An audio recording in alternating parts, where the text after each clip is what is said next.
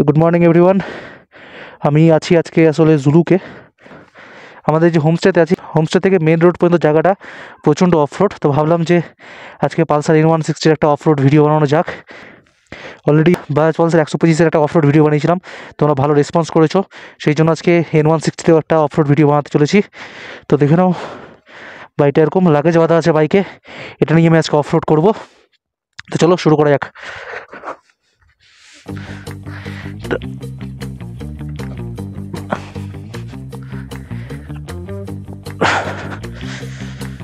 Start.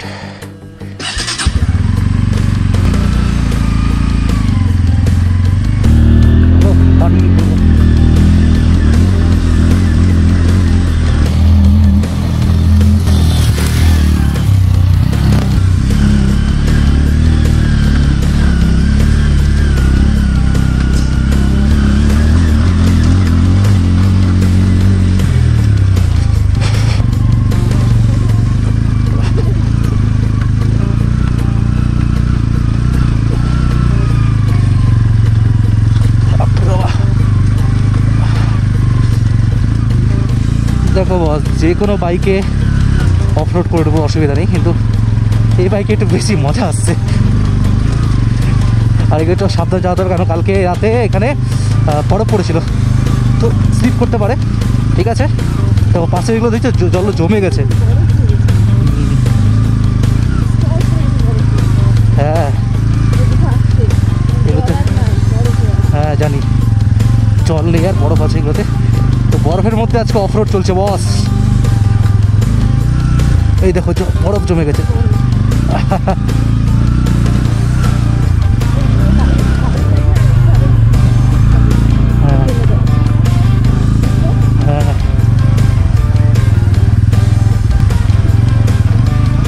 এই দেখো বরফ।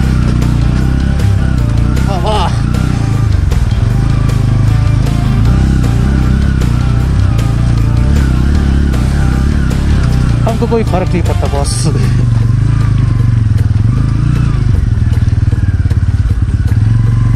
তো দেখো এখান থেকে এটা পুরো কাদা আছে, ঠিক আছে, বড় প্লাস এরকম পাথরের রাস্তা প্লাস কাদা।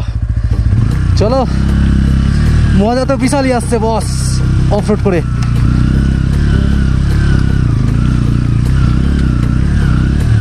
এই দেখো পিছনের চাকা স্কিড করলো।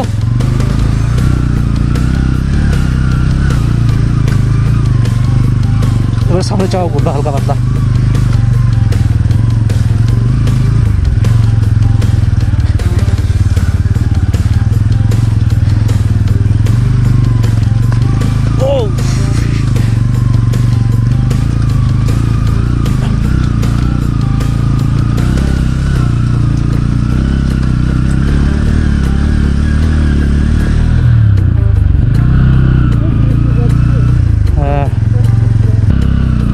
দাঁড়িয়েই করতে হবে পার, তার কারণ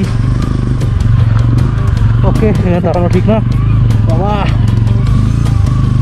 একদম একদম অপোজিট লেনে উঠলাম।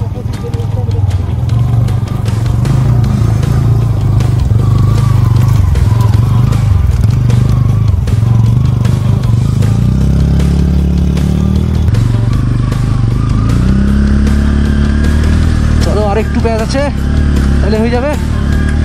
আরেকটু, ও বাবা এটা পুরো কাদা হয়ে আছে তো। বাস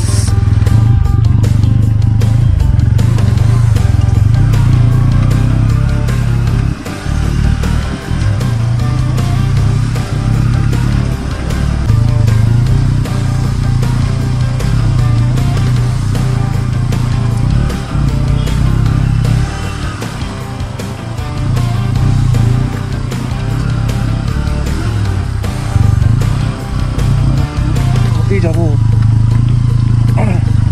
ভাই, ভয়ঙ্কর সুন্দর পরিস্থিতি। ওরে বাবা রে বাবা, সত্যি বলতে বাইক কন্ট্রোল করা একটু মুশকিল হয়ে যাচ্ছে।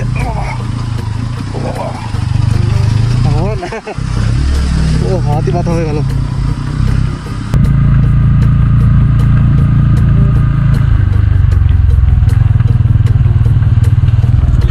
ও বাবা দেখাইস,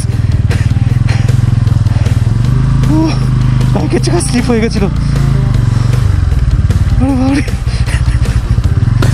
বরফের মধ্যে বাইক চালানোর এই পার্টটা অলরেডি আগের ভিডিওতে দেওয়া আছে। তোমরা যদি সেই ভিডিওটা না দেখে থাকো তাহলে অবশ্যই ভিডিওটা দেখো, আমি আই বাটনে অ্যান্ড ডেসক্রিপশনে ভিডিওটার লিঙ্ক দিয়ে দিচ্ছি। আর সেই জন্যই এই ভিডিওতে আমি বরফের এই সিনগুলো আর দেখাচ্ছি না। তো আপাতত ভিডিওটা যদি ভালো লাগে থাকে তাহলে অবশ্যই লাইক করো।